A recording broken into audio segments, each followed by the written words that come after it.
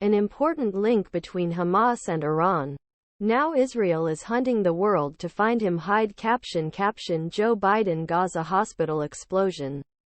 The other team is over.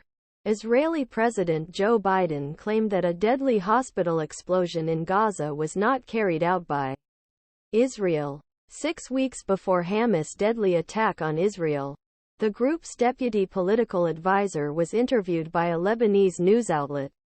Tucked inside was a special warning. "We are fully preparing for war," Salah al-Aruri said of Hamas. "We are closely discussing the prospects for this war with all parties involved." At that time, his statements were considered a warning. He said Israel had plans that included targeted killings of leaders of the Palestinian resistance group that controls Gaza. If this follows, Aruri warned that a regional war would occur. These Israeli provocations never happened.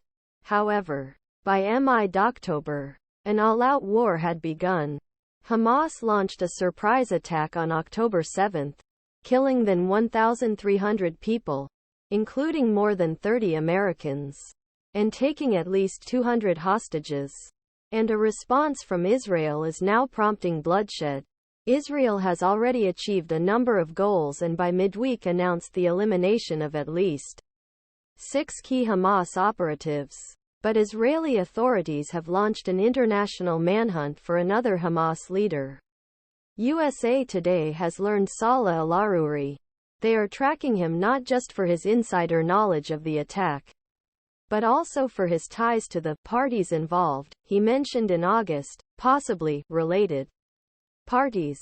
The attack went much further than what was expected from Hamas alone: a mass border invasion, drones and paragliders, precise raids on military surveillance, communications and intelligence centers.